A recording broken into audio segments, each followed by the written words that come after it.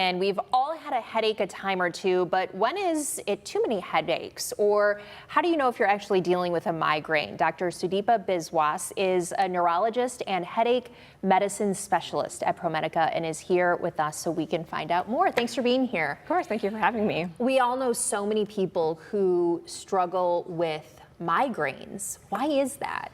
So migraine is a very prevalent disorder. It's very common. It's probably the second most common primary headache disorder. About 12% of people globally have migraine. So about 1 in 5 women have migraine, about 6% of men have migraine, so it's pretty common.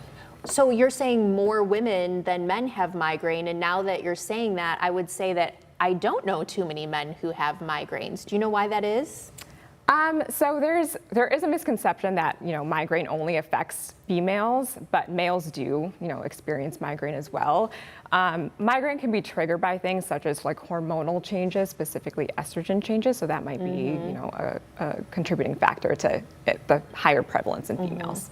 So when we're talking about migraines, what is a migraine specifically? How do we know the difference between whether we're just having a headache and a migraine? Yeah, so migraine is a neurological condition that consists of kind of a more intense, severe type throbbing pain. It's usually worse on one side of your head. It's worse with physical activity. It's usually associated with other symptoms like sensitivity to bright lights or loud noises. You might get nausea, you might vomit. The acute attacks of migraine, kind of what I'm describing, last anywhere from several hours to multiple days. Whereas in contrast, kind of a regular headache, which when people talk about regular headaches, they're likely talking about what's called tension type headache, which is the most common primary headache disorder. So a regular headache or tension type headache is more of a milder type pain. It's usually on both sides of the head. You don't usually get, sensitivity to bright lights or loud noises or nausea with that type of headache. And I know some people really face debilitating symptoms from these migraines where they have to call out work or like you said, they get very sick.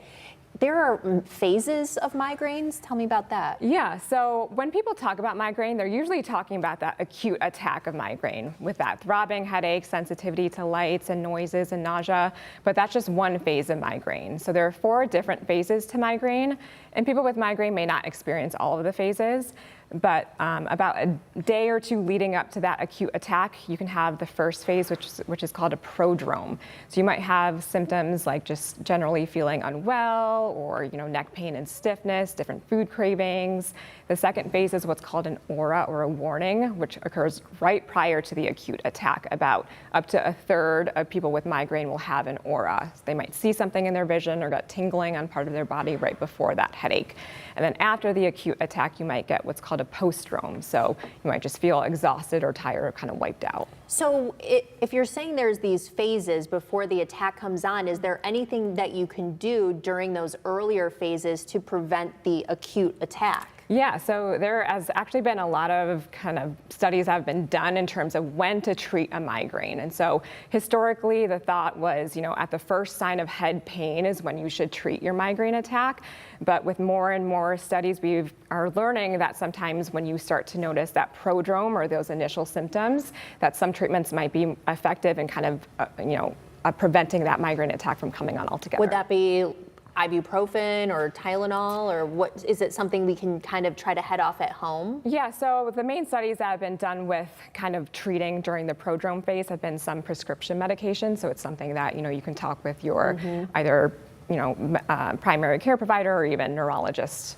When do you want to go to your doctor about something like this? Is there a certain amount that's acceptable of migraines throughout a certain period of time, or? Yeah, so there's different kind of avenues for treatment of migraine, prevention treatment, and then using as needed medications when you get a migraine attack.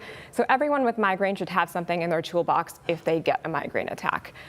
Whether you want to start something for prevention treatment, that might be a discussion with your kind of medical provider. So when migraine attacks are frequent enough or they're becoming kind of debilitating, preventing you from kind of functioning on a daily basis, working, sleeping, kind of being present with others around you, might dictate kind of what avenues of treatment you might explore. So you're the big specialist. What would be one thing that you want everybody watching to know about migraines? So I think, migraine is a very disabling condition. I think, again, everyone with migraine should have something in their toolbox that works effectively at kind of reducing their symptoms or getting rid of a migraine attack so they can be functional.